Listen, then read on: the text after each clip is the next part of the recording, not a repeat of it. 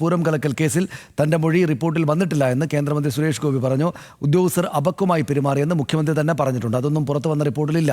തന്റെ മൊഴി റിപ്പോർട്ടിൽ നിഴലിച്ച് കണ്ടില്ലെന്നും സുരേഷ് ഗോപി പറഞ്ഞു. വിവരങ്ങളുമായി ലെവിൻ കെ വിജയൻ ചേരുന്നു. ലെവിൻ, ഇതിപ്പോൾ എപ്പോഴും എവിടെ വെച്ചാണ് പറഞ്ഞത്? എന്താണ് അദ്ദേഹത്തിന്റെ വാദം?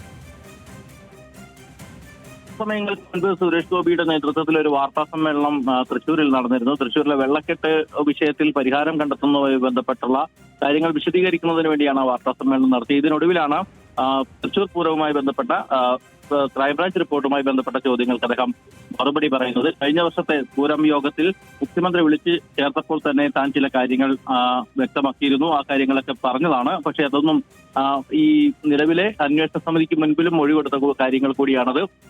അതൊന്നും ഈ റിപ്പോർട്ടിൽ വന്നിട്ടില്ല എന്നുള്ളതാണ് അദ്ദേഹം പറയുന്നത്. ഉദ്യോഗസ്ഥർ അപക്വമായി പെരുമാറിയെന്ന് മുഖ്യമന്ത്രി തന്നെ ഒരു യോഗത്തിൽ പറഞ്ഞതാണ്. അതൊന്നും പുറത്തു വന്ന റിപ്പോർട്ടിൽ ഇല്ല എന്നുള്ളതാണ് അദ്ദേഹം വ്യക്തമാക്കുന്നത്. തന്റെ മൊഴി റിപ്പോർട്ടിൽ വന്നിട്ടില്ല എന്നും റിപ്പോർട്ട് ഇനിയും പൂർണ്ണമാവാനുണ്ടെന്നും സുരേഷ് ഗോപി പറഞ്ഞു വെക്കുന്നുണ്ട്. കഴിഞ്ഞ വർഷത്തെ പൂരത്തിന് സംബന്ധിച്ച് നടന്ന യോഗത്തിലടക്കം ഇക്കാര്യങ്ങൾ ഉന്നയിച്ചതാണ്.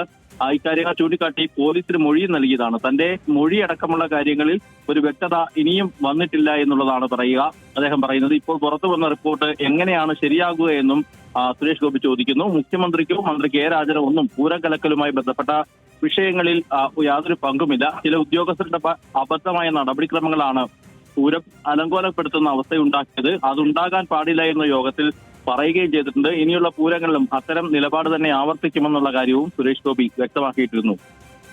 ശരി, നന്ദി ലെവിൻ ആ വിവരങ്ങൾക്ക്.